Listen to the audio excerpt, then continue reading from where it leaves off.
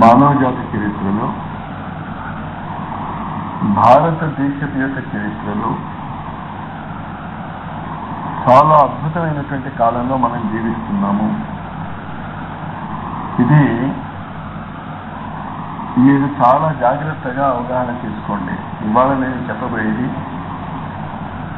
మీరు అవగాహన చేసుకుంటే మన జీవితాలు మారిపోవటమే కాకుండా, భారతదేశ భవిష్యత్తు మారటమే కాకుండా, ప్రపంచం యొక్క జీవిత విధానం మారిపోతుంది. దానిని మనస్సులో గుర్తుంచుకొని చెప్తున్నటువంటి విషయాలను కొంచెం అర్థం చేసుకోవటానికి ప్రయత్నం చేయండి. ఇచ్చట నేను రెండు మాటలు వాడుతున్నాను. ఒకటి మానవ జాతి చరిత్ర, రెండవది భారతదేశపు యొక్క ఔన్నత్యము. ఈ రెండు మన చేతిలో ఉన్నాయి. ఈనాడు డెమోక్రసీ, ఈనాడు మనం ఓటు వేస్తే ఎలాంటి మనం గవర్నమెంట్ కావాలనుకుంటున్నామో అలాంటి గవర్నమెంట్ వస్తుంది. మీకు నచ్చినా నచ్చకపోయినా అది వేరే విషయం. కానీ మిమ్మల్ని శాసిస్తున్నటువంటి గవర్నమెంట్ మాత్రము ఖచ్చితంగా మనం ఎన్నుకున్నదే. ఒకవేళ నేను ఓటు వేయలేదండి, నువ్వు ఓటు వేయకపోయినా వేసినా నువ్వు ఒప్పుకున్నదే అది. అర్థమవుతుంది కదా? అలాగే ఈనాడు నేను చెప్పేటటువంటి మాటలు కొంచెం చాలా జాగ్రత్తగా వినండి, చాలా చాలా జాగ్రత్తగా. ఎందుకంటే ఈనాడు మీరు ఇక్కడ తీసుకున్నటువంటి నిర్ణయం ప్రపంచాన్ని మార్చివేయచ్చు. కాశీలో 1850-60 ఆ ప్రాంతాలలో ఇద్దరు ముగ్గురు వ్యక్తులు ఝాన్సీ లక్ష్మీబాయి తర్వాత భారతదేశానికి స్వాతంత్ర్యం రావాలి అని కంకణం కట్టుకున్న ఇద్దరు ముగ్గురే, ఎక్కువ మంది కాదు. కానీ వాళ్ళ ఆలోచన తరంగాలు మెల్లిమెల్లిగా ఓ 90 ఏళ్లలో భారతదేశానికి స్వాతంత్రం తీసుకొచ్చి పెట్టింది. ఆ స్వాతంత్రం తీసుకొచ్చి పెట్టడంలో మన సాయినాథుని పాత్ర ఏమిటో మనకి తెలియదు. మీరు మామూలుగా వచ్చేసి దండం పెట్టుకుని ఖచ్చితంగా మీ బాధలు తీరుతున్నాయి, అందులో అనుమానం ఏమీ లేదు. ఆయన వచ్చినదే అందుకు, మన అవసరాలు, మన కష్టాలు తల్లి తండ్రి గురువు ఎలా తీరుస్తాడో అలా తీర్చడానికే ఆయన అవతారం వచ్చినది. కానీ మనం ఆలోచించాల్సింది ఏంటి అంటే, ఒక తల్లి తండ్రి గురువు కేవలం మీ కష్టాలు మాత్రమే తీరుస్తారా, లేకపోతే ఇంకా ఏదైనా చేస్తారా? మనం ఆలోచించుకోండి జాగ్రత్తగా. నేను వేసినటువంటి ఈ ప్రశ్నలోనే నేను ఇవాళ చెప్పబోయేదానికి మీకు ఆధారాలు దొరుకుతాయి. మనకి ఏ బాధ వచ్చినా, ఏ కష్టం వచ్చినా, తల్లినైనా అడుగుతాం, తండ్రినైనా అడుగుతాం, గురువునైనా అడుగుతాం. వాళ్ళ ముగ్గురిని తప్ప ఇంకెవరిని అడుగుతాం మనం? ఇంకెవరిని అడగలేం కదా. కానీ తల్లి, తండ్రి, గురువు పని మీ కష్టాలు తీర్చటమేనా, లేకపోతే ఇంకా ఏదైనా వాళ్ళకి బాధ్యత ఉన్నదా? అది ఆలోచించుకోండి. ఇక్కడికి వచ్చినప్పుడు ఆ అద్భుతమైనటువంటి అవతారమూర్తి, ఇంకా ఆ సాయి తత్వాన్ని చాలా మంది అర్థం చేసుకోలేదు. ఎంత లోతుకి మీరు ఆ సాయి తత్వంలోకి వెళ్తారో మీకు అంత ఆనందం వేస్తుంది, అంత బాధ్యతలు పెరుగుతాయి మీకు. తల్లి, తండ్రి, గురువు మా కష్టాలు తీరుస్తారు, అంతవరకు కరెక్టే కదా. ఇంకా ఏం చేయరా వాళ్ళు? తల్లి, తండ్రి వాళ్ళు మీ కష్టాలు మాత్రమే తీరుస్తూ కూర్చుంటారా? ఇంకా ఏదైనా వాళ్ళకి పని ఉందా? ఆలోచించి చెప్పండి. మీరు చెప్పాలి నాకు. తల్లి, తండ్రి పని ఏంటంటే నీకు తలనొప్పి వస్తే మంది ఇవ్వటం, కష్టాలు వస్తే కష్టాలు తీర్చడం అంతేనా, లేకపోతే ఇంకా ఏదైనా బాధ్యత ఉందా? ఏం చేస్తారు వాళ్ళు? మిమ్మల్ని పోషిస్తారు, మిమ్మల్ని విద్యావంతులు చేస్తారు, మిమ్మల్ని సంస్కారవంతులు చేస్తారు. మీకు దమ్ము ఉంటే, మీరు బాధ్యత స్వీకరించగలిగితే సమంత వాళ్ళనిగా తీరుస్తారు, తీర్చిదిద్దుతారు. ఇంకట ఇక్కడికి వచ్చేటప్పుడు కేవలము మీ కష్టాల గురించి మాత్రమే ఆలోచించకండి. ఖచ్చితంగా అవి తీరుతాయి. నీవు నా వైపు చూడు, నేను ఖచ్చితంగా నీ వైపు చూస్తాను. అది అతని ప్రతిజ్ఞ. అది అసలు షిర్డీ ప్రవేశమే అన్ని కష్టాలు తీర్చేస్తుంది, ఖచ్చితంగా తీరుస్తా. షిర్డీ ప్రవేశం అంటే మీ ఉద్దేశం ఏంటి? షిర్డీకి వెళ్ళాలనా? మీ మనస్సులో ఆయన మెదిలితే చాలు. షిర్డీకి వెళ్ళి షిర్డీలో లేకుండా ఇంట్లో ఉండే వాళ్ళని చాలా మందిని చూస్తాను నేను. ఇల్లు వదిలేసి వచ్చామండి, మందుని షిర్డీ వెళ్ళి వస్తున్నప్పుడు కొంతమంది అన్నారు, నా పక్క రూమ్లో ఉన్నవాళ్ళు, ఇంట్లో ఏమవుతుందో నాకు తెలియటం లేదండి. ఉన్నది షిర్డీలో, మనస్సు ఎక్కడుంది? కానీ మీ మనస్సులో వాళ్ళందరూ షిర్డీకి వెళ్ళారు, మేము ఇక్కడే ఉండిపోయాం. అంచేత మీరు షిర్డీలో ఉన్నారు, షిర్డీలో ఉన్నవారు షిర్డీలో ఉన్నారు. సాధారణంగా వాళ్ళు ఎక్కడుంటారు అంటే వాళ్ళ ఇళ్లలో. నేను తలుపు తాళం వేశాను లేదు, ఫలానా వాడికి బాధ్యత అప్పచెప్పాను, మా చెట్లకు నీరు పోయని, మా కుక్కకి ఆహారం పెట్టమని. అక్షరాల ఈ మాటలే విన్నాను నేను షిర్డీలో. అంచేత షిర్డీ ప్రవేశము అంటే ఏంటి అంటే మీ మనస్సు ఆయన మీద లగ్నం కావాలి. ఇదంతా బాగానే ఉంది. పెళ్లి కాకపోతే మన పిల్లలకి ఆయన కోరుకుంటాం, ఉద్యోగం దొరకకపోతే మన పిల్లవాడికి ఆయన్ని కోరుకుంటాం, మనకి ఆరోగ్యం బాగలేదు, సాయినాథ మా ఆరోగ్యం బాగలేదు, ఆరోగ్యాన్ని సవరించు అని కోరుకుంటాం. అంతటా ఆ సాయి యొక్క ప్రభావాన్ని మాట్లాడుకుంటూ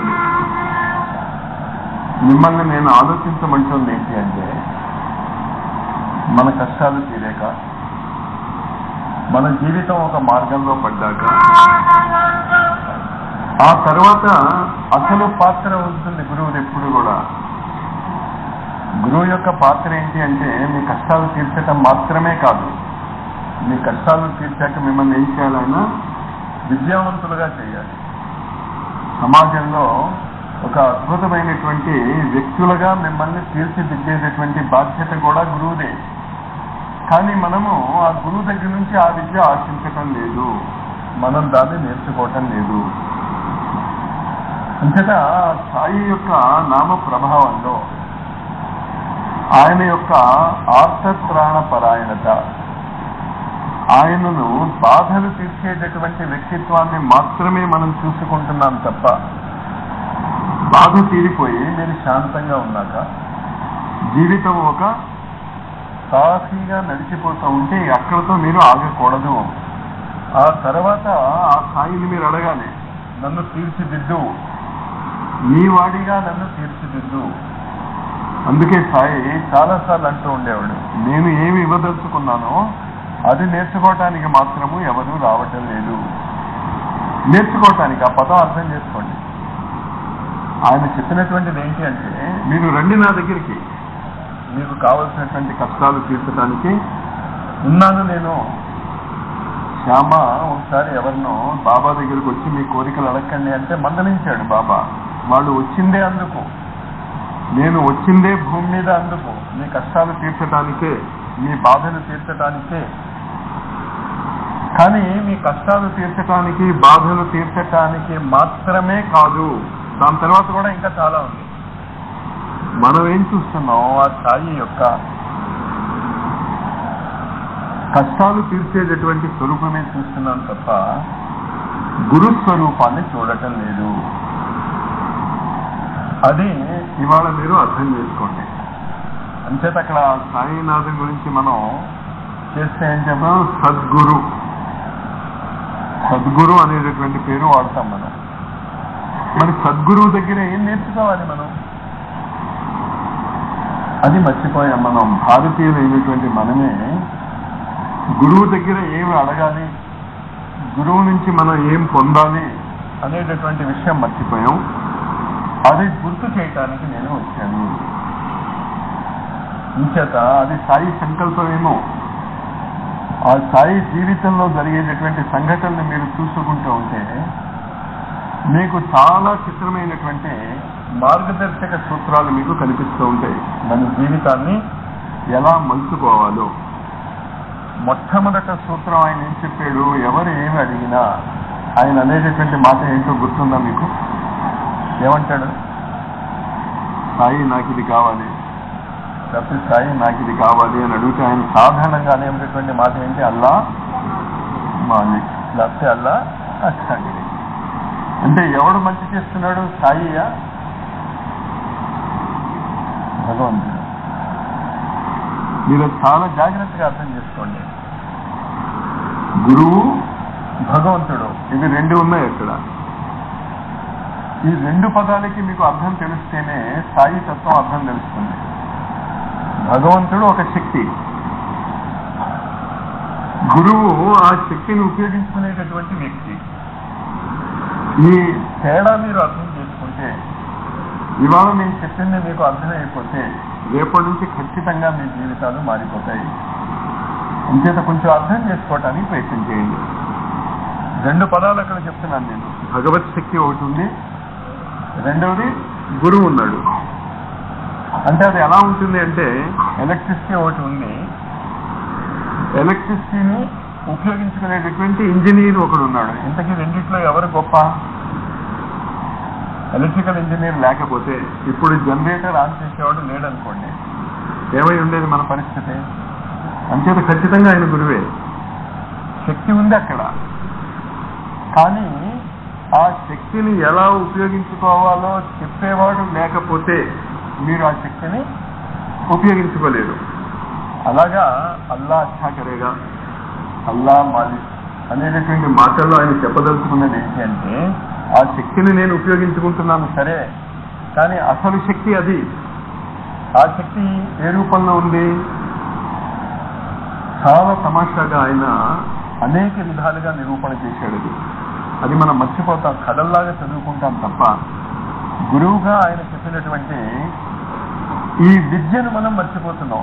మళ్ళీ అర్థం చేసుకోండి ఏం చెప్పాను నేను. ఇదే సూత్రం. భగవత్ శక్తి సర్వత్రా ఉన్నది. అఖండ మండల ఆకారం వ్యాప్తం ఏన చరాచరం యత్ పదం దర్శితం ఏన తస్మై శ్రీ గురవే నమః. భగవత్ శక్తి అన్ని రూపాల్లోనూ ఉంది, అందరిలోనూ ఉన్నాడు. కానీ అందరిలోనూ అన్ని రూపాల్లోనూ భగవత్ శక్తి ఉన్నది అని ఈ కాలంలో నిరూపించి చూపించదలుచుకున్నటువంటి వ్యక్తి ఒక్కడే సాయి. అన్ని రూపాల్లోనూ చూపించాడు ఆయన. ఉపాసిని బాబా పేరు విన్నారా మీరు? నేను ఎంతమంది ఉపాసిని బాబా పేరు విన్నారు? కాశీ విశ్వనాథ్ శాస్త్రి అని మహారాష్ట్రలో ఒక మహాపండితుడు, మహాయోగి ఉండేవాడు. కొన్ని విచిత్రమైనటువంటి పరిస్థితుల్లో ఆయన ప్రాణాయామం చేస్తూ ఉంటే శ్వాస ఆగిపోయింది, ఇంకా ఊపిరి పీల్చుకోలేకపోయేవాడు, సావు రాదు. మీరు ఊహించుకోండి ఆ బాధ ఎలా ఉంటుందో. మహా ఆయుర్వేద పండితుడు అతను. ఆ కాలంలో ఆయుర్వేదము ద్వారా లక్షలు గణించినటువంటి వ్యక్తి ఈయన కాశీ విశ్వనాథ్ శాస్త్రి. ప్రాణాయామం చేస్తున్నాడు. ప్రాణాయామం చేస్తూ చేస్తూ శ్వాస దెబ్బతింది ఎక్కడో. మరి ఏ విధమైనటువంటి ప్రాణాయామాలు చేశాడో, ఎంత లోతు అయినటువంటి ప్రాణాయామాలు ఆయన చేశాడో మనకు తెలియదు. శ్వాస ఆగిపోయింది, శ్వాస ఆడదు, అలానే ప్రాణం పోదు. ఇంకా ఆయన బాధ మీరు ఆలోచించుకోండి. చాలా చోట్లకి తిరిగాడు. ఒక చోట గోదావరి నదిన ఆయన స్నానం చేస్తూ ఉంటే ఒక ఆలోచన వచ్చింది ఆయన మనసు, ఎందుకు ఈ బతుకు ఇంకా ఇలాగే గోదావరి ఉన్నటువంటి ఒక గుహలో ప్రవేశిస్తాడు. ఎవరు? కాశీ విశ్వనాథ శాస్త్రి. గుహలోకి ప్రవేశించిన తర్వాత 1 సంవత్సరం పాటు మైమర్చిపోయాడు. 1 సంవత్సరం పాటు ఆయనకి శారీరక స్పృహ లేదు. ఆ వ్యక్తికి, కాశీ విశ్వనాథ శాస్త్రి శరీరంలో స్పృహ లేదు. సంవత్సరం కాలం అయిపోతుంది, ఎవరికి ఏమీ తెలియదు. పైన నాసిక్లో ఆ గుహ ఉంటుంది, కాస్త కొండ పైన ఎత్తులో. ఇప్పుడు అక్కడ ఒక రాడార్ స్టేషన్ పెట్టారు. ఇప్పుడు అందరూ వెళ్ళటానికి వీల్లేదు, కానీ 3 ఏళ్ల కిందటి వరకు కూడా ఆ గుహని దర్శించిన ప్రతి వాళ్ళకి కూడా ఆత్మానుభూతి కలిగింది అని విన్నాను నేను. అక్కడ ఆయన ఏం చూశాడు? ఒకవైపు ఒక హిందువు, ఇంకోవైపు ఒక ముస్లిం. ఈయన చర్మాన్ని ఒలుస్తున్నారట. ఎవరి చర్మాన్ని? కాశీ విశ్వనాథ శాస్త్రి యొక్క చర్మాన్ని ఒలుస్తున్నట. 1 సంవత్సరం పాటు ఆయన స్పృహలో లేడు, అంటే ఆహారము లేదు, ఏమీ లేదు. సుమారు 1 సంవత్సరం పాటు ఒలుస్తూ ఏం చెప్తున్నారంటే, నిన్ను అంత తొందరగా చావనిస్తావా? నువ్వు చాలా పనులు చేయాలి, నువ్వు ఇలా వెళ్ళిపోతానంటే ఎలాగా, మేము వదలవు అని ఆ చర్మాన్ని ఒలిస్తే లోపల బంగారం లాంటి ఒక శరీరం కనిపించి దాని మీద బంగారపు యజ్ఞోపవీతం ఆయన శరీరం మీద ఉండటం చూసుకున్నట్ట. చూసుకుని కిందకి దిగాడు. ఇంకా చావనివ్వటం లేదు కదా అని. సరే, 1 సంవత్సరం పాటు ఆహారం లేనటువంటి వ్యక్తి ఎన్ని బాధలు పడతాడో. మళ్ళీ ఆహారం ఇవ్వమడదు కదా, మానేయటం సులభమే, మళ్ళా అలవాటు చేసుకోవటం చాలా కష్టం. ఇంకా చాలా అవస్థలు పడ్డాడు. చాలా అవస్థలు పడ్డాక ప్రమాదవశాత్తు షిరిడి చేరుకున్నాడు. కావాలని మాత్రం షిరిడి చేరుకోలేదు. ప్రమాదవశాత్తు షిరిడి చేరుకున్నాను అని ఆయన అనుకున్నాడు. కానీ బాబా ఏం చెప్తాడు? మా వాళ్ళు ఎక్కడున్నా నేనే లాక్కుంటాను ఖచ్చితంగా. అంచేత ఇది ఎప్పుడూ గుర్తుంచుకోండి. ఈనాడు మనం ఇక్కడ కూర్చొని బాబా గురించి మాట్లాడుకుంటున్నాం అంటే ఇందులో కూడా బాబా యొక్క అనుగ్రహాన్ని మీరు చూడగలిగితేనే మీకు ఆనందం వస్తుంది. ఏముందిలే, గోవిందరాజులు గారు చెప్పారు, మాస్టర్ చెప్పారు, మేము వచ్చాము, లేకపోతే ఏదో ఇలాగ వెళ్తూ దారిలో ఏం జరుగుతుందో చూడాలని వచ్చారు. ఏది జరిగినా కూడా ఖచ్చితంగా అది సాయినాథుని యొక్క సంకల్పముతో మనం ఇది చేయగలిగాం అనేటటువంటిది మీకు నిరంతరము గుర్తు ఉన్నా కూడా మీ జీవితాలు మారిపోతాయి. ఇక్కడికి రావటమే కాదు, ఏది జరిగినా మన జీవితాలలో ఈ రోజు నుంచి ఏది జరిగినా మీ మనసులో ఉండవలసినటువంటి భావం ఏంటి అంటే ఇది సాయినాథుని యొక్క సంకల్పమే. అది మీరు వంట పట్టించుకోవాలి, నోట్తో చెప్పడం కాదు. మీకు ఆ అనుభూతి రావాలి. ఏంటా అనుభూతి రావాలి? ఇంకా ఈ రోజు నుంచి కూడా నీవు నమ్మినా నమ్మకపోయినా జరిగేది అదే, కానీ నమ్మి ఆచరిస్తే లాభంలో ఉంటాం. ఊపిరి సల్పకపోతే గోదావరి ఒడ్డున వేడినీళ్లు తాగు అని చెప్పి, అప్పుడే వినకపోతే 2 కిలోమీటర్ల వెంట వచ్చి వేడినీళ్లు తాగు అని చెప్పాక ఏ శక్తి ఆయన్ని ఆ గుహలోకి తోసిందో మనకి తెలియదు. ఏ శక్తి ఆయన్ని మళ్ళీ ఈ బాహ్య ప్రపంచంలోకి తీసుకువచ్చిందో తెలియదు. ఎవరి గురించి చెప్తున్నాను నేను? కాశీ విశ్వనాథ శాస్త్రి గురించి చెప్తున్నాను. వచ్చాడు బయటకి, ప్రమాదవశాత్తు సిద్ధి దగ్గరికి వచ్చాక ఆయన గమనించింది ఏంటంటే, ఆ రోజు ఆయనకి ఆ సలహా ఇచ్చినటువంటి ఆ ముసలి బ్రాహ్మణ ఈయనే. కానీ ఈయన శాస్త్రి గారు కదా, మరి సిద్ధి సాయి మీద చాలా మందికి చాలా అనుమానాలు ఉన్నాయి. ఈయన ముస్లిం ఏమో, మధ్యన ఈయన నాకు చెప్పటం ఏంటి, ఈయన నాకు గురువు ఏంటి? కానీ కృతజ్ఞత ఉంది, ప్రాణాలు రక్షించాడు కదా, వేణుళ్ళు తాగమని చెప్తే కదా ప్రాణాలు రక్షింపబడ్డాయి. ఆ కృతజ్ఞతతో నమస్కారం చేసుకుని వెళ్ళబోతూ ఉంటే మళ్ళీ 8 రోజుల తర్వాత తిరిగి ఇక్కడికే వస్తావు నవ్వుకున్నట్టు ఆయన. ఎందుకు వస్తాను నేను వెళ్ళిపోతున్నాను, నేను విశుద్ధమైన శాస్త్రి గారిని, నేను ఈ ద్వారకా మస్జిద్లో ఉండేటటువంటి ఆయన మాట ఎందుకు వినాలి? కానీ నాకు ఖచ్చితంగా ప్రాణదానం చేశాడు కనుక కృతజ్ఞతే కదా, ఎవరు చేసినా కృతజ్ఞత చూపించుకుంటున్నాను, వెళ్ళిపోతున్నాను అన్నాడు. షిర్డీకి 3-4 కిలోమీటర్ల దూరంలోనే కొప్పర్గావ్ అని ఒక పల్లెటూరు ఉంది. ఆ చుట్టుపక్కలే పాపం ఆయన తిరిగాడు. తిరిగి కొంతమంది మళ్ళీ షిర్డీకి వస్తూ ఉంటే షిర్డీకి వచ్చాడు. సాయికి దండం పెట్టాడు. దండం పెడితే ఇవాళ ఎన్నో రోజు రా అన్నాడు, 8వ రోజు. అంటే మీరు చాలా జాగ్రత్తగా గుర్తుంచుకోండి, మేము సాయి మీద మీరు కోపం తెచ్చుకుని వెళ్ళిపోదాం అనుకున్నా వెళ్ళలేరు. మీరు అది నేర్చుకుంటే కోపం తెచ్చుకోరు. ఏం లాభం కోపం తెచ్చుకుని అనవసరంగా, అంతే కదా. ప్లస్ ఆయన ఎన్ని రోజుల తర్వాత తెచ్చుకోవాలనుకుంటాడో అన్ని రోజుల తర్వాత మిమ్మల్ని తెచ్చేసుకుంటాడు. ఆ శక్తి ఆయనకుంది. మనం పిచ్చివాళ్ళలాగా మనం కోపం తెచ్చుకోవటం ఎందుకు, ఎక్కడెక్కడికో తిరిగి అలసిపోవటం ఎందుకు, మళ్ళీ ఆయన దగ్గరికి రావటం ఎందుకు? బాబు నీ దగ్గరే ఉంటా, కొడతావో చంపుతావో అనేటటువంటి ఆ మానసిక స్థితి కనుక మీరు తెచ్చేసుకుంటే ఏమవుతుందో చూడండి. ఈయన తిరిగి వచ్చాడు, 8వ రోజుకి మళ్ళీ తిరిగి వచ్చాడు.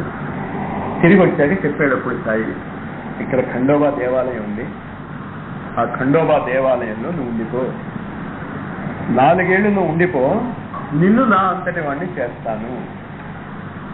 ఇది ఆయన చరిత్ర మాత్రమే కాదు, ఇది మీ చరిత్ర కూడా. మీరు ఒకటి గుర్తుంచుకోండి, ఒక కాలేజీలో ఒక లెక్చరర్ ఒక స్టూడెంట్కి ఏ పాఠం చెప్తాడో ఆ పాఠం అందరి స్టూడెంట్స్కి వర్తిస్తుంది. అంతేనా? లేకపోతే నా ఒక్కడికి చెప్పాడంటాడా? 80 మంది స్టూడెంట్స్ ఉన్నారు క్లాసులో, ఏదో ఒక పాఠం చెప్పాడు, ముందు కూర్చున్న వాళ్ళకి మాత్రమే చెప్తాడా? కాదు కదా, అది అందరికీ వర్తిస్తుంది. మీరు దాన్ని మీ జీవితాలలోకి మలుచుకోవాలి. మీ జీవితాలలోకి దాన్ని ఏం చేసుకుంటాం? జొప్పించుకోవాలి. ఉండిపోయాడు. ఉండిపోయిన తర్వాత నానా బాధలు పడ్డాడు. ఓసారి సాయి పాములాగా వచ్చేవాడు, బుస కొట్టి భయపించేవాడు. ఓసారి బిచ్చు, బిచ్చు అంటే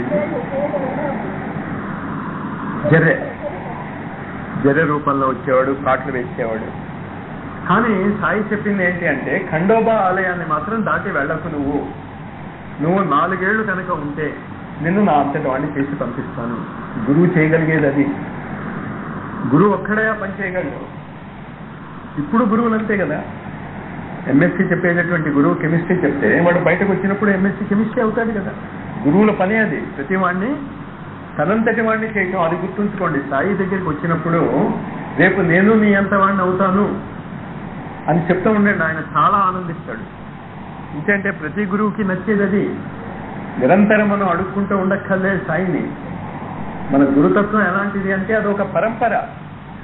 వ్యాసుడి దగ్గర నుంచి. అందులో ఇంకొక అదృష్టం ఏంటి అంటే, అతి త్వరలో మనకి గురు పూర్ణిమ రాబోతోంది. సంవత్సరానికి ఒకసారి గురు పూర్ణిమ వస్తుంది. మరి ఆ గురు పూర్ణిమ నాడు ఆ సద్గురు గురించి మనం ముందే మాట్లాడుకుంటున్నాం కనుక, మరి ఈ గురు పూర్ణిమే మీ జీవితాలలో ఈ మార్పు తీసుకొస్తుందేమో. ఈసారి సాయి దగ్గరికి వచ్చినప్పుడు ఈ భావనతో రండి. కాలేజీలో స్టూడెంట్స్ లెక్చరర్ దగ్గరికి వస్తారు, ప్రాబ్లమ్స్ తీసుకుని వస్తారు. మాస్టర్ ఇది అర్థం కావటం లేదు, మాస్టర్ ఇది అర్థం కావటం లేదు అంటే మేమేం చేస్తాం? వాళ్ళకి సాల్వ్ చేసి పంపిస్తాం. కానీ సాల్వ్ చేసి పంపించడంలో మా ఉద్దేశం ఏంటి? ఆ 2 సంవత్సరాలు వాడు చదువుకున్న తర్వాత ఇంకా వాడు కూడా ఇలాగే తయారవ్వాలి. అది సాయి యొక్క కోరిక. అంత అద్భుతమైనటువంటి అవతారమూర్తి మీకు ఎక్కడా దొరకడు, మళ్ళీ రాలేదు కూడా భారతదేశంలో. ప్రతి వాళ్ళని కూడా నా అంతటి వాడిని చేస్తాను అని ఖండోబా దేవాలయంలో ఆయన్ని కూర్చోబెట్టాడు. అక్కడ 3 ఏళ్ళు గడిచిపోయింది. రకరకాలైనటువంటి బాధలు, పాములు ఖర్చేయి, కీళ్లు ఖర్చేయి, గీత మాత్రం దాటలేదు ఆయన. ఖండోబా దేవాలయం దాటొద్దు అన్నాడు సాయి, నేను దాటను అనుకున్నాడు. సాయి పంపిస్తూ ఉండేవాడు భోజనాలు. ఒకసారి కాఫీ పంపించేవాడు, ఒకసారి ఏమి పంపించేవాడు కాదు. ఒకసారి తనకు వచ్చిందంతా కూడా, ఆహార పదార్థాలు వచ్చిందంతా కూడా ఆయన పంపిస్తే తినేవాడు, పంపించకపోతే ఏమీ లేదు తప్ప ఒక్కసారి కూడా నన్ను ఎందుకు ఇంత బాధ పెడుతున్నావు అని అనలేదు. అది మీరు గుర్తుంచుకోండి. కష్టాలు వచ్చాయి.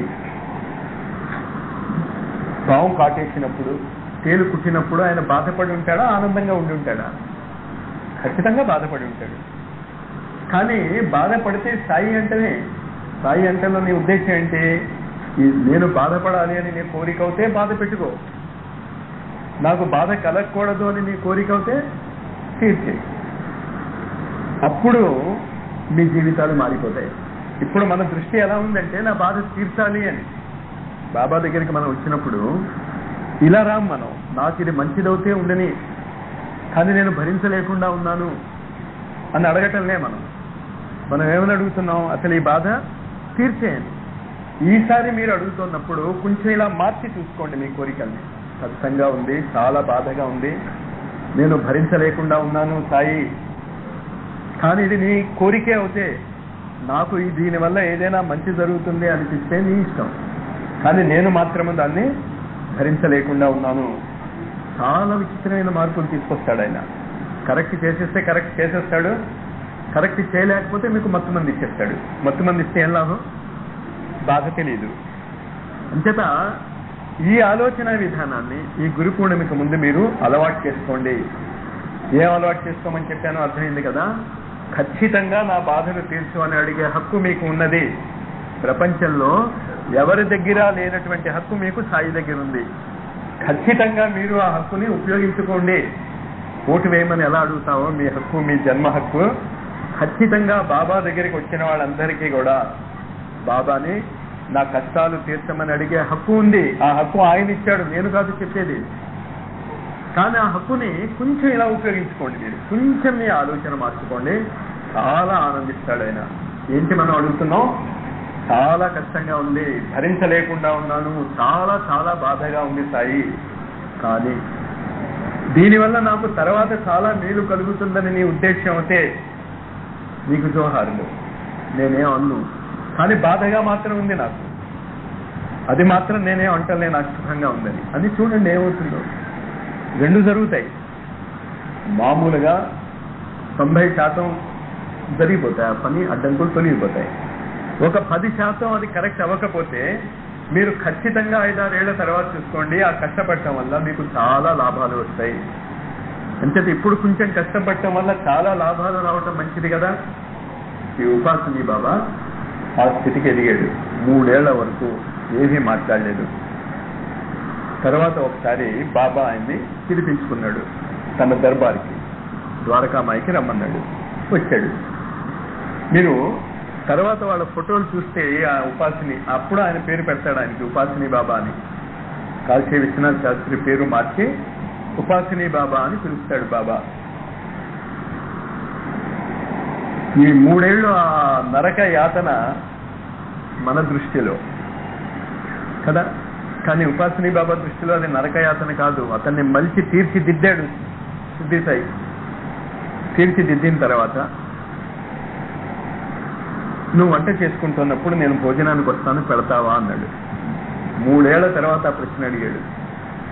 ఇదివరకు ఏమనేవాడు, ఈ ముస్లింకి ఈ మస్జిద్లో ఉండేవాడికి నేనేంటి పెట్టడం, నేను మహాపండితుడిని అనేటటువంటిది పోయి ఖచ్చితంగా రా బాబా పెడతాను అన్నాడు. సరే ఇంకా నువ్వు స్వయం పాకం చేసుకో, నీకు కావలసినటువంటి ఆహారాన్ని చేసుకుని తింటూ ఉండు అన్నాడు. అయితే రేపు వస్తావా బాబా అన్నాడు. వస్తాను నేను, కానీ నువ్వు నన్ను గుర్తించగలవా అన్నాడు. ఇది చాలా జాగ్రత్తగా గమనించుకోండి. ఖచ్చితంగా మీ అందరి ఇళ్లలోకి రోజుకి ఒకసారి బాబా గ్యారంటీగా వస్తున్నాడు. అది బాబా యొక్క సంకల్పం, అది నేను చెప్పేది కాదు. గ్యారంటీగా వస్తాడు సాయి భక్తుల ఇంటికి. రోజుకి ఒకసారైనా బాబా రాకుండా మానడు. అది ఆయన ప్రతిజ్ఞ. మనం కూడా ఆయన కంటే ఘనులం. మన ప్రతిజ్ఞ ఏంటి అంటే, నువ్వు వస్తే నేను గుర్తించను. అది మన ప్రతిజ్ఞ. ఎందుకు మన ప్రతిజ్ఞ అంటున్నాను నేను? ఉపాసిని బాబా దగ్గరికి, సరే నెక్స్ట్ డే నువ్వు కాస్త వంట చేసుకుంటూ ఉండు నాయన, నేను వస్తాను అన్నాడు. 1 గంట అయిపోయింది. ఇప్పుడు వస్తారు బాబా. బాబా వచ్చాక బాబాకి ఆహారం పెట్టి తను తిందామని కూర్చున్నాడు. ఓ నల్లటి కుక్క వచ్చింది. ఈయనకి ఒళ్ళు మండింది. అసలే శాస్త్రి గారు కదా, మరి ఈయనకి ఒళ్ళు మండింది. నేను గురువుకి పెడదాం అనుకుంటున్నాను ఆహారం, ఈ ఆహారాన్ని ఇది తింటుందా అని చెప్పి అక్కడ ఉన్న కట్టెపుల్ల తీసి ఒకటి విసిరాడు. కుయ్యం కుయ్యం అంటూ వెళ్ళిపోయింది. 2 అయిపోయింది, 3 అయిపోయింది. ఈయన రాడే. ఈయనకి ఇంకా ఆకలి మండిపోయి ఆకలేసి వెళ్ళాడు బాబా దగ్గరికి. ఏంటి బాబా నువ్వు రాలేదు, కొట్టేవనైనా నేను వస్తే? ఆ సర్వాంతర్యామి తత్వం అర్థం చేసుకోండి. అది గుర్తించటం నేర్చుకోండి. మీరు కూడా ప్రతి జీవిలో కూడా ఆ అంతర్యామి తత్వాన్ని గుర్తించటమే అఖండ మండలాకారం వ్యాప్తం ఏన చరాచరం యత్ పదం దర్శితం ఏన తస్మై శ్రీ గురువే నమః. అలాంటి అద్భుతమైనటువంటి గురువు ఇంకోడెవరు అలాంటి అద్భుతమైనటువంటి శక్తిని ప్రదర్శించలేదు. ప్రతి జీవిలో నేను ఉన్నాను అని. సరే, తప్పైపోయింది. రెండో రోజు అంటే మళ్ళీ కొన్నాళ్ళ తర్వాత వస్తున్నాను నీ ఇంటికి ఆహారం తీసుకోవటానికి అన్నాడు. బ్రహ్మానందం పడిపోయాడు ఉపాసిని బాబా. మరి ఈసారి గుర్తిస్తావా అన్నాడు. గుర్తిస్తానన్నాడు. సరే, మళ్ళీ 1 గంట ఒక హరిజనుడు చిరిగిపోయినటువంటి బట్టలు వేసుకుని పేగులు లోపలికి వెళ్ళిపోయి చాలా ఆకలిగా ఉన్నటువంటి వాడు ఈయన దగ్గరికి వచ్చే ఖండోబా ఆలయంలో ఉండుతూ ఉంటే చేజాపాడు. ముందు సాయికి పెట్టాలి, నువ్వు వెళ్ళిపో అన్నాడు. మళ్ళీ సాయి రాలే. సాయి నువ్వు మళ్ళా మోసం చేసేసావు, నువ్వు అన్న మాట నిలబెట్టుకోలేదు. చాలాసార్లు మనం అనుకుంటాం సాయి మన దగ్గరికి రాలేదని. ఇలాగే మనం దూరం చేసేస్తుంటాం. చాలా జాగరూకతతో ఉండండి. నా కోరిక అది. ఈ రోజు నుంచి ప్రతిరోజు చాలా జాగ్రత్తగా ఉండండి. ఏ రూపంలో మీ దగ్గరికి వస్తాడో తెలియదు. తెలిసేటట్టు వస్తే చెప్పి నేను ఈ రూపంలో వస్తున్నానని ఇంకే చెప్పడు. మన బాధ్యత అది. మన ప్రేమ దాన్ని గుర్తింపజేస్తుంది. వచ్చానా హరిజనుడి రూపంలో, నాకు పెట్టలేదు నువ్వు. ఈసారి మళ్ళీ అడిగాడు, ఈసారి నేను వస్తే గుర్తిస్తావా? ఈసారి గుర్తిస్తానల్లే. నిన్ను నువ్వు నాకు చూపించదలుచుకుంటే నేను గుర్తించగలను తప్ప నా అజ్ఞానంతో నేను గుర్తించలేను. ఆ మానసిక స్థితి రావాలి మీకు. ఇది గుర్తుంచుకోండి. అందుకు ఇంత డీటెయిల్డ్గా ఈ కథ చెప్పాను. ఇది వినగానే మీరు అనుకున్నారనుకోండి, మాస్టర్ చెప్పారు, రామకృష్ణ గారు చెప్పారు, ఈసారి బాబా రాని నేను పట్టుకుంటానన్నాను అనుకోండి, పప్పులో గాలి. మనం పట్టుకోలేము ఆయన్ని మనం పట్టుకోగలిగితే ఆయన అంతవాడు ఎందుకు వస్తాడు? అంచేత ముందు మీ అజ్ఞానం నుంచి బయటపడండి. ప్రతిరోజు గ్యారంటీగా సాయిబాబా మీ ఇంటికి వస్తున్నాడు. ప్రతిరోజు మనం ఇదే తప్పు చేస్తాం.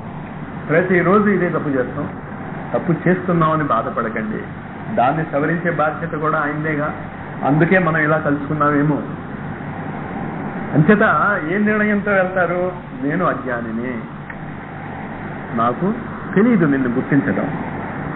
కానీ గుర్తించగలిగేటటువంటి శక్తి కూడా నువ్వే నాకు అని రోజు ప్రార్థన చేస్తూ ఉండండి. చూడండి మీకు ఎన్ని మ్యాజిక్లు మీ జీవితంలో జరుగుతాయో. తమాషాగా జరుగుతాయి మ్యాజిక్లు.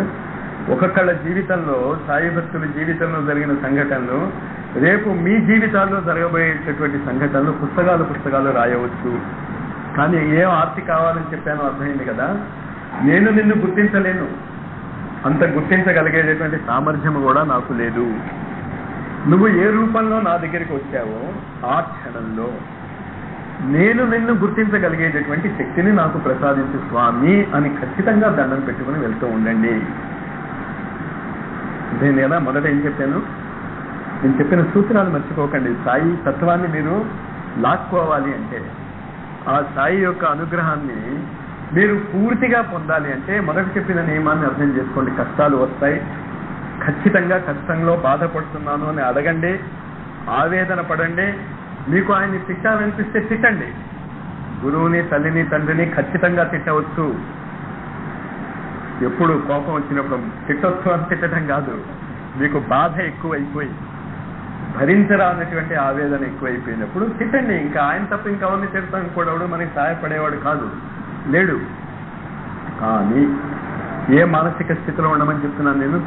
ఇది నాకు మంచిదవుతే ఇది వద్దని నేను అంటలేదు సాయి, కానీ దీన్ని భరించే శక్తి, ఇది నాకు మంచిది పర్వాలేదు, తగ్గిస్తే ఏం అవ్వదు అనుకుంటే తగ్గించేసి ఆ మానసిక స్థితి తెచ్చుకోండి. అప్పుడు మీరు చాలా లాభంలో ఉంటారు. రెండోది ఏం చెప్పాను? నువ్వు ఏ రూపంలో నాకు దర్శనం ఇస్తావో, రోడ్డు మీద ఇస్తావో, ఇంట్లో ఇస్తావో, కల్లో ఇస్తావో, కల్లో కూడా ఇస్తూ ఉంటాడు. ఏ రూపంలో ఇచ్చినా నేను నిన్ను గుర్తించగలను, గుర్తించలేను. నాకు ఆ అహంకారమే లేదు, నేను గుర్తించలేను, నాకు అంత సామర్థ్యం లేదు.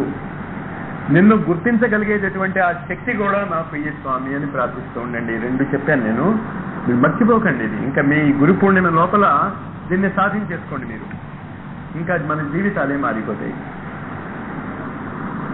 ఇంకా మూడోసారి ఆ మాట అనగానే ఇంకా గొడవ ఏం లేదు, గుర్తించగలిగాడు పిల్లి రూపంలో వచ్చినప్పుడు. గుడ్, నువ్వు గుర్తించావు అన్నాడు. ఇంకా నువ్వు నా అంతటి వాడు వెళ్ళిపోయావు. అప్పటికి 4 సంవత్సరాలు పూర్తవలేదు, 3 సంవత్సరాలు కొన్ని నెలలు అయ్యాయి. ఇంకా నువ్వు నా అంతటి వాడివి కూడా అయిపోయావు కనుక ఇంకా నువ్వు వేరుగా దూరంగా వెళ్ళిపోయి నీ ఆశ్రమం పెట్టుకో. తీర్చిదిద్దుతాడు సాయి అలాగా. మీరు ఒప్పుకుంటే మిమ్మల్ని అలాగే తీర్చిదిద్దుతాడు. అందుకు ఇది నేను చెప్తానండి. ఆ సాయి దర్బారికి వచ్చాక మీరు ఈ మానసిక స్థితిని, చిన్న మానసిక స్థితి కదా, ఇందులో మీరు కష్టపడాల్సిందే ఉంది. బాధలు వచ్చినప్పుడు ఆయన్నే శరణ వేడుకోమంటున్నాం. ఆయన్ని శరణ వేడుకున్నప్పుడు ఏం చేయాలి మీరు? నేను ఈ బాధ భరించలేకుండా ఉన్నాను, నన్ను రక్షించు అనేటటువంటి ఆర్తి తెచ్చుకోండి, ఏమీ తప్పు లేదు. కానీ ఒక చిన్న మలుపు అక్కడ పెట్టాం. మనం అడగం, ఆయన మీద పడేసాం బాధ్యత. తీర్చు, తీర్చకపోతే భరించే శక్తి అంతే మనం అడిగేది. ఇంకా ఆయన ఏం చేస్తాడో ఆయన మీద వదిలేద్దాం. ఇలాగే జరగాలి అని మాత్రం మనం ఇంకా కోరుకోవద్దు. మనకంటే ఆయనకి చాలా ఎక్కువ తెలుసు. సర్వజ్ఞుడు, సర్వవ్యాపకుడు, సర్వసమర్థుడు అయినటువంటి ఆ సద్గురువుకి ఏ పరిస్థితుల్లో మనకి ఏవి ఎలా ఇవ్వాలో అన్నది తెలుసు అనేటటువంటి నమ్మకాన్ని మనం ఈ ప్రేయర్లో, ఈ ప్రార్థన ద్వారా తెలియజేస్తున్నాం. ఏంటి బాధగా ఉంది, భరించలేకుండా ఉన్నాను బాబోయ్, ఏం చేస్తున్నావు, నన్ను వాయించండి. ఆయన పాపం ఏం అనుకోడు. కానీ దాంతో పాటు మీరు ఏం పెట్టుకోవాలి? ఇది నాకు మంచిది అవుతే నీ ఇష్టం బాబు, నేనేది అన్ను. రెండోది ఇప్పుడు చెప్పాను కదా, ఏ రూపంలో ఆయన ఇచ్చినా గుర్తించగలిగేటటువంటి సామర్థ్యాన్ని ఇవ్వు. ప్రతి రూపంలోనూ ఆయన కనిపిస్తాడు. లక్ష్మి పేరు విన్నారు కదా, 9 నాణాలు ఇస్తాడు ఆయన. అంటే ఆవిడ ఎంత భక్తురాలో ఆలోచించుకోండి. స్వయముగా సాయి చేతిలో చివరి క్షణాలలో 9 రకాల భక్తులకి సంబంధించినటువంటి నిదర్శనగా 9 నాణాలు బాబా ఆమెకిస్తాడు. ఆవిడని ఒకసారి లక్ష్మి ఆకలేస్తుందన్నది. ఇంకా అంతకంటే కావాల్సింది ఏముంది? ఆయన నోరు తెరిచి అడగటం. సాయంత్రం 4:30 అయిందిట, ఆకలేస్తుంది. ఇంటికి వెళ్ళి గబగబ అన్ని వండుకు తెచ్చింది. ఈయన తినొచ్చుగా. అక్కడ ఒక గజ్జి పట్టిన కుక్క ఉంటే ఆ కుక్కకి ఇచ్చింది. ఇంకా ఈవిడ బాధ, బాబా నీకోసం నేను తెచ్చాను, నేను నువ్వు తినకుండా దానికి ఇచ్చాను. భ్రమ చూశారా? అన్నిట్లోనూ బాబాని చూడాలి అనే దృష్టి మనకి రావాలి. గజ్జి కుక్కలో కూడా బాబాని చూడగలగాలి మనం, ఈ విగ్రహంలోనే కాదు. అది ఆయన చరిత్ర మనకి నేర్పేది. ప్రతి దాంట్లోనూ భగవంతుడు ఉన్నాడు. సర్వవ్యాపి అయినటువంటి ఆ భగవంతుడిని వాయించి నేర్పేవాడు ఆయన. మీకు కూడా ఇప్పుడు నేర్పుతున్నాడు, మీరు గమనించుకోవటం లేదు. గమనించుకోండి ఎన్ని రకాలుగా మిమ్మల్ని తీర్చిదిద్దుతున్నాడో. ఒకసారి గురువు దగ్గరికి వెళ్ళిపోయాక వదలడు ఆయన. మీరు పారిపోవాలన్నా పారిపోలేరు, మీరు అది మాత్రం గుర్తుంచుకోండి. ఎంత దూరం మీరు పారిపోలేరు, అది మన కర్మ అనుకోండి, మన అదృష్టం అనుకోండి. ఆయన వల్ల పడ్డాం, మనం ఆయన చేతిలో పడ్డాం. అంచేత ఆయన మనని ఎలా మలుస్తున్నాడో అర్థం చేసుకోండి. ప్రతి జీవిలోనూ మనం గమనించుకోవాలి. ఒక వ్యక్తి షిర్డీకి వచ్చి 1 వారం రోజుల పాటు ఉన్నాడు. Asthma trouble, TB. ఆ కాలంలో టీబీ వచ్చింది అంటే ఈనాడు క్యాన్సర్ వస్తే ఎలా భయపడతామో అలా భయపడేవాళ్ళు. టీబీకి ఆ కాలంలో మందు లేదు. వచ్చాడు బాబా దగ్గరికి. ఆయన భార్య కూడా ఆ టీబీ పేషెంట్ భార్య ఆ ద్వారకామాయి దగ్గరే, మస్జిద్ దగ్గరే ఏదో చిన్న గుడిసెలో ఉంటూ ఉండేవారు. పూజి ఇచ్చాడు బాబా. పూజ ఇచ్చిన తర్వాత పెరుగు తినొద్దురా అన్నాడు. వాడికి పెరుగు లేకపోతే సహించదు. అంచేత పెరుగు తోడించమనేవాడు భార్యని. ప్రతిరోజు పిల్లి వచ్చేది. పిల్లి వచ్చి ఆ పెరుగు తినేసి వెళ్ళిపోయేది. ఎప్పుడు తినేసి వెళ్ళిపోయేది. వీళ్ళు ఆర్తికి వచ్చేవాళ్ళు. 12 గంటలకు ఆర్తి జరుగుతుంది కదా, 12:15 అక్కడ. ఆ ఆర్తి కోసం భార్యాభర్తలు ఇద్దరు వస్తే ఓ పిల్లి వచ్చి పెరుగు తినేసింది. ఇంకా ఈమెకు ఒళ్ళు మండింది. మరి పెరుగు తినాలి నేను. అంచేత భార్యనేమో ముందు పంపించాడు ఆర్తికి. ఇవాళ దాన్ని అంత తేలుస్తాను నేను ఆ పిల్లిది. ఇంకేత అది రాగానే విసిరి కొట్టాడు రాయి. అయితే దానికి తగ్గిపోయింది. అయినా అది వెళ్ళే ఆ పెరుగుని తోచేసింది, నేలపాలు చేసేసి వెళ్ళిపోయింది. ఈ లోపల ఆర్తికి వచ్చాడు. కొట్టేవాళ్ళు లేది, నువ్వు చస్తావరా అని నేను చెప్తే నువ్వు వినకపోతే పిల్లి రూపంలో వచ్చి నేను నిన్ను రక్షిస్తూ ఉంటే నువ్వు నన్ను కొడతావా?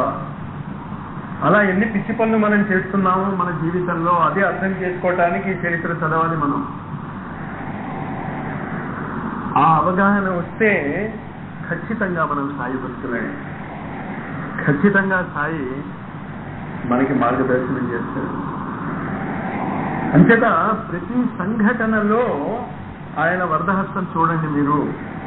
ఇది జరగలేదు, అది జరగలేదు, బస్సు మిస్ అయిపోయింది, ట్రైన్ మిస్ అయిపోయింది, చాలా గమ్యాలు. సాయి అన్నా నాకు ట్రైన్ మిస్ అయింది, ఏమో మీరు ఎక్కుంటే ఆ ట్రైన్ ఏమయ్యేదు. మీరు ఆ దృష్టితో చూసుకోండి తప్ప బాధపడకండి. ఆ మానసిక స్థితి తెచ్చుకోండి మీ జీవితాలలో. ప్రతి దాంట్లోనూ కూడా ఒక అంతరార్థం ఉంటుంది సాయి భక్తుల యొక్క జీవితంలో. అందరికీ గుర్తుంచుకోండి. మిగతా వాళ్ళ జీవితాల్లో ఉంటుందో ఉండదో నాకు తెలియదు, కానీ సాయి భక్తుల యొక్క జీవితాలలో మాత్రము చాలా అంతరార్థాలు ఉంటాయి. ప్రతి చిన్న చిన్న సంఘటనకి కూడా మీరు దర్శించటం నేర్చుకోవాలి.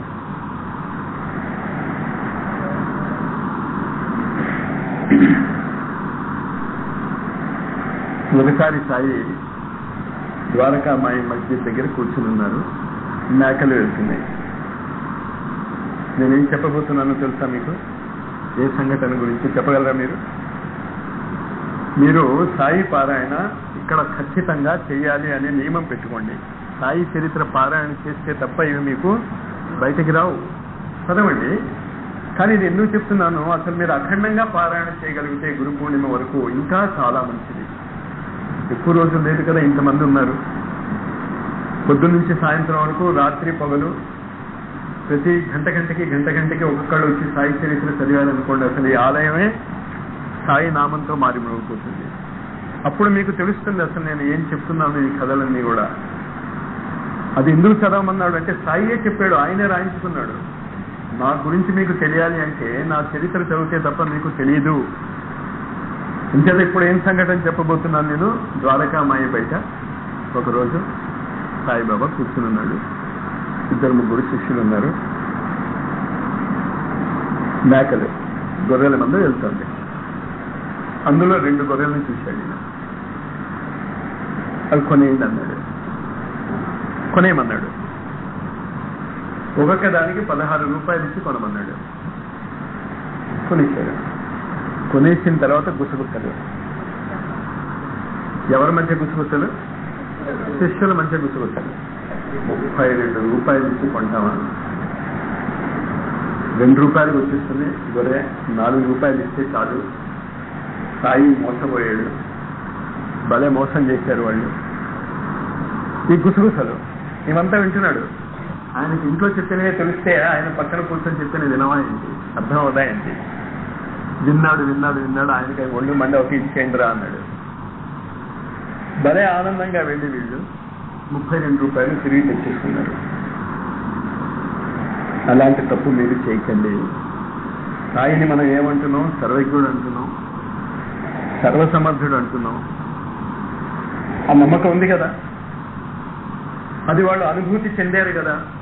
చెందాక వాళ్ళు సాయిని మోసం చేయటం ఏంటి? సంభవం, అది అసంభవం కదా. కానీ మనం చాలా తెలివితేటలు చూపిస్తాం ఒకసారి గురువు దగ్గర.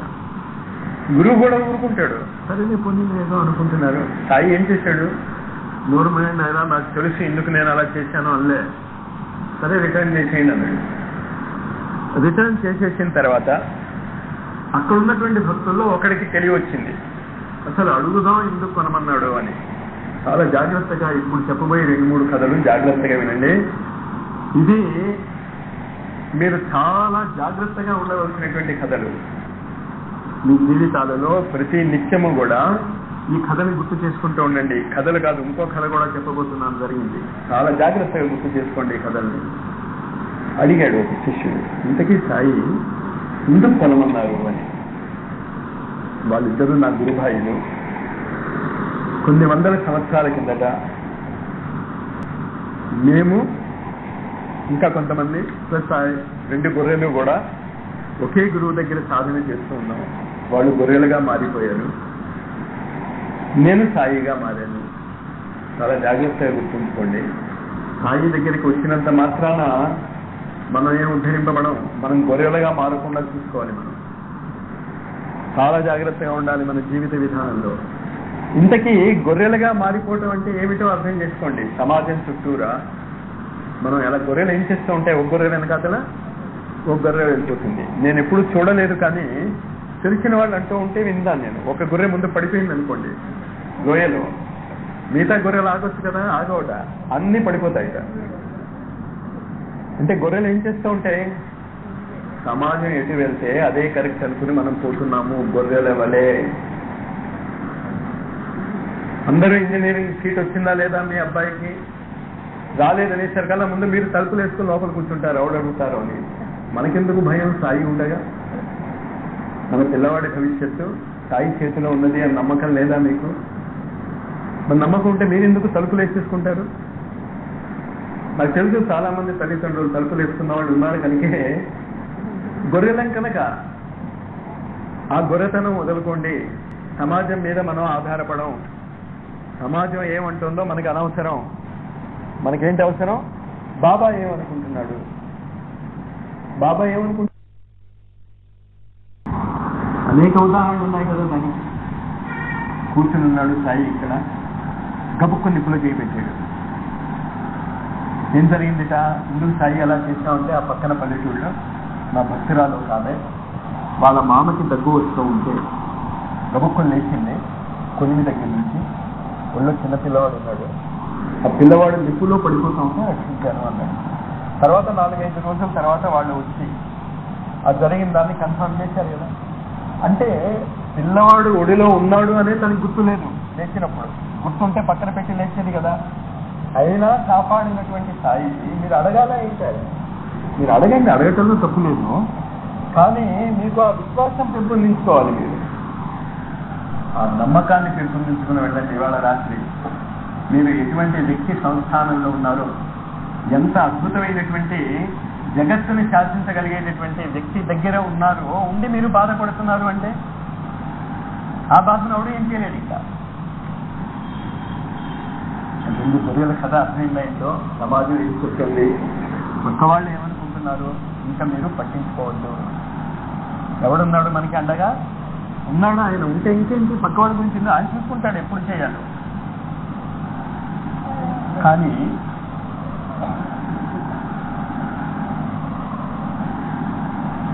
మనం ఆ తప్పు చేస్తూ ఉంటాం. పక్కవాడు అనుకుంటున్నారండి తొందరగా అయిపోవాలి సాయి, తొందర పడుకో. మనకి తెలియదు ఏది మంచిదో, ఇప్పుడు అవటం మంచిదో, సంవత్సరం తర్వాత అవటం మంచిదో, ఎప్పుడో మనకి తెలీదు.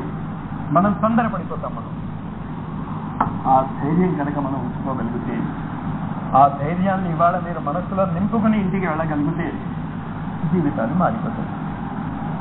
ఇంకో సంఘటన ఇలాంటిది జరిగింది. కప్పా పాము అది తెలుసు కదా. అంచేత ఆ కథ గురించా బట్టలు. ఇంతకీ అక్కడ జరిగింది ఏంటో గుర్తుంచుకోండి. సాయి తాలూకు గురుభాయిలే వాళ్ళు కూడా సాయితో పాటు సాధన చేసుకుంటున్నటువంటి వాళ్ళే. ఎలా మారిపోయారు వాళ్ళు? పాముగా, కప్పగా. మరి సాయి ఈ స్థితికి దిగిపోయాడు. అంచేత గురికి వచ్చినంత మాత్రాన మీరు కరెక్ట్గా ఉన్నారనుకోవద్దు. మీరు చూసుకుంటూ ఉండండి. అసూయ ఉన్నదా మీకు, వేషం ఉన్నదా, వదులుకోండి దాన్ని. మిల్లిమిల్లిగా సాయికి అది కూడా తెలుసు, మనం ఒక రోజులో మానుకోలేమని. అందుకే అప్పుడు ఇచ్చినటువంటి మాట ప్రకారము పాము నోట్లో కప్పబడినా రక్షించాడు. మీరు ఏ స్థితికి వెళ్ళినా రక్షిస్తాడు. కానీ ఇందుకు కిందకి దిగజారటం, మనం పైకే ఎదుగుతాం. అర్థమవుతుంది కదా. అంచేత ఈ మానసికమైనటువంటి బలహీనతలకి ఇంకా ఇవాళ నుంచి మనము వాటిని సెలవిచ్చేద్దామండి. గుడ్ బై, వాటికి రిటైర్మెంట్ అనమాట. ఇంకా మనం ఏ మానసిక బలహీనతలకు లొంగము. ముఖ్యంగా 2 మానసిక బలహీనతలు మనకి కుంగదీస్తాయి, అసూయ, ద్వేషం. ఇంకోటికి ఉంది కనుక నాకు కావాలి, అది వద్దు, నాకు కావాలని అడగండి సాయి, ఏమీ తప్పు లేదు. వాడికి ఉంది కనుక నాకు కావాలి అనే మాట ఎత్తకండి చాలని. కానీ మీకు తెలుసు అంత ఈజీగా ఇవి మారవని, అది సాయికి తెలుసు అంత ఈజీగా మారవని. ఇంకొక మీరేం కంగారు పడకండి. కానీ ఇది నేను మార్చుకోవటానికి ప్రయత్నం చేస్తున్నాను సాయి అని చెప్పండి. చెప్పి ఆచరించండి. ఆచరిస్తే మీ జీవితాలు ధన్యమైపోతాయి, మీరు ధన్యులైపోతారు, మీ కుటుంబం ధన్యమైపోతుంది మీ వల్ల. ఇంకేంటంటే ఆ గోత్రమే ధన్యం అయిపోతుంది గురువు యొక్క అనుగ్రహంతో. ఇంతే కాకుండా ఇంకా ఇలాంటి సమాచారాలు చాలా జరిగాయి సాయి జీవితంలో. సర్కస్ కంపెనీలో ఒక పెద్ద పులి ముసలి అయిపోయింది, పని చేయటం లేదు.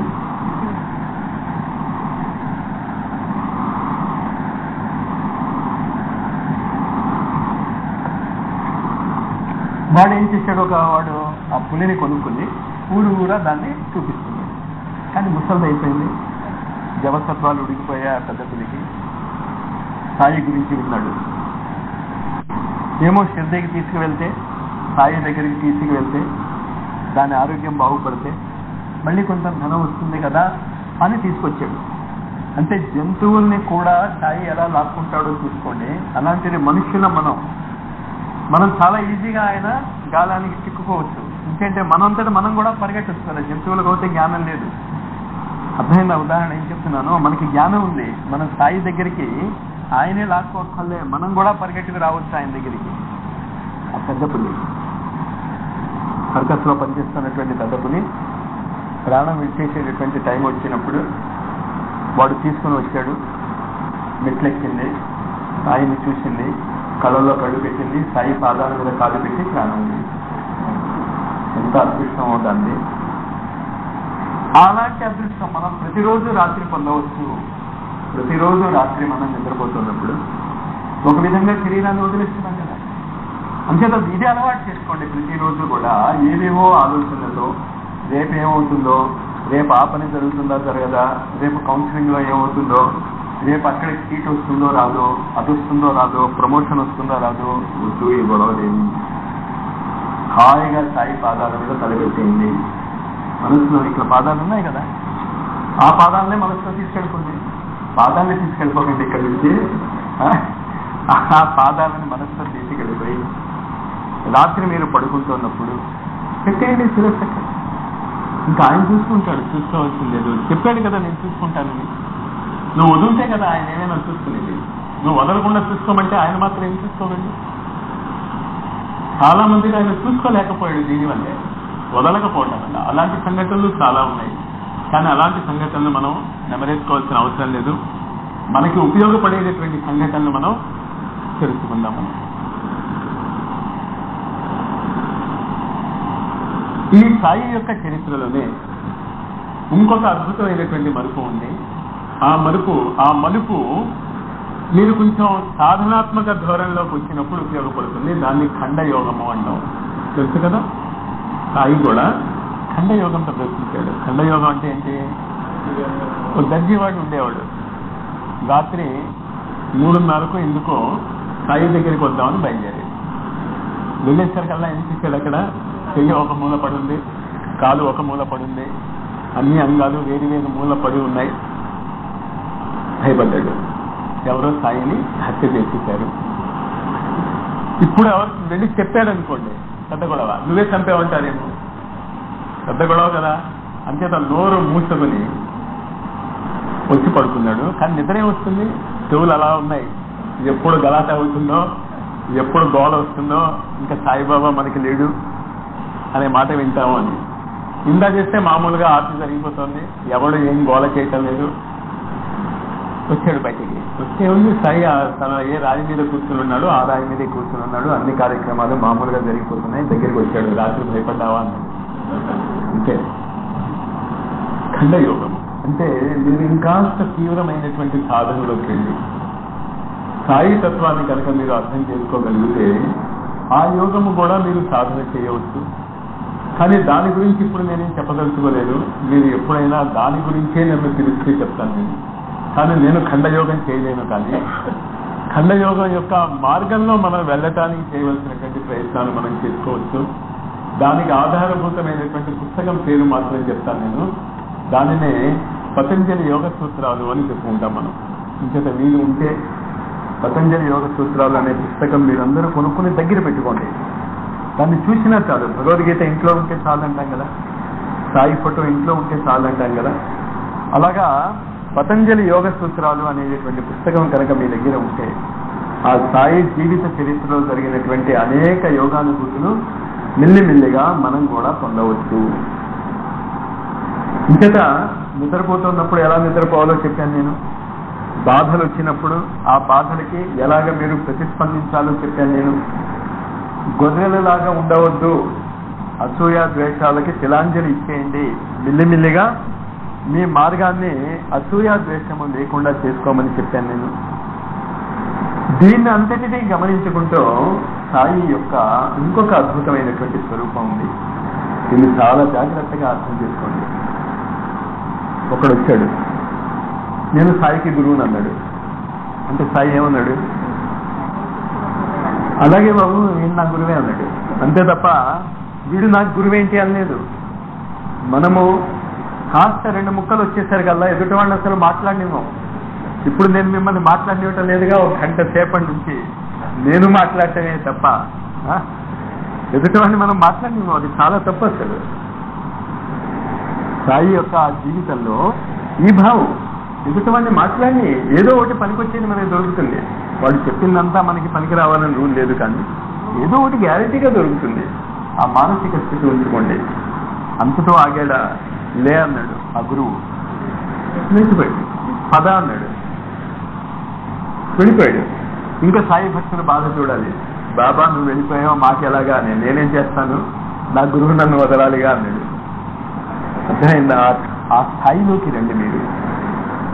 ఇది కొంచెం మీకు అర్థం అవటం కష్టమైనా అంత కష్టమైంది ఏం కాదు. ఇది ఏంటి ఇక్కడ మనం నేర్చుకోవాల్సింది? ప్రతిదీ గురువే జీవితంలో, ప్రతి సంఘటన గురువే.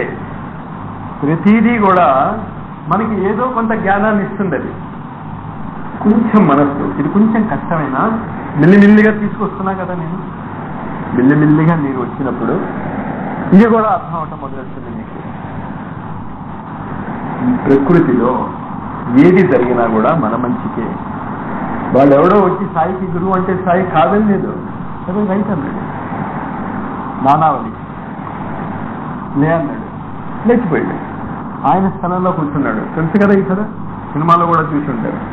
ఎందుకు కూర్చున్నాడో కూడా చూసి ఉంటాడు. మరి మనం అలాంటి గాడిదలం కాకూడదు, మనం అలాంటి వ్యక్తులం కాకూడదు. సాయి లాంటి అద్భుతమైనటువంటి వ్యక్తిని మనం పొందాక కూడా ఇలా చిన్న చిన్న స్థాయిల్లోనే మనం జీవించకుండా ఆయన తత్వాన్ని మనము పూర్తిగా అర్థం చేసుకుని నిజమైనటువంటి సాయి భక్తులుగా మనం మారాలి. ఒక దొంగడు కోర్టులో సాక్ష్యం ఇచ్చాడు. ఏమని చెప్పాడు? దొంగలించాను నేను అన్నాడు. ఎందుకు దొంగలించాట? సాయి చెప్పాడు దొంగలించమని, నేను చేశాను. అంతేగా సాయి ఇచ్చాడంటే అర్థం అదేగా. అంటే ఏం బాధపడలేదు సాయి, వాడు అలా అన్నాడా అన్నాడు. అవుతే కావచ్చు అన్నాడు. అర్థమైందా? జీవితంలో చాలా సంఘటనలు అన్నీ మనకి నచ్చేవే జరగవు.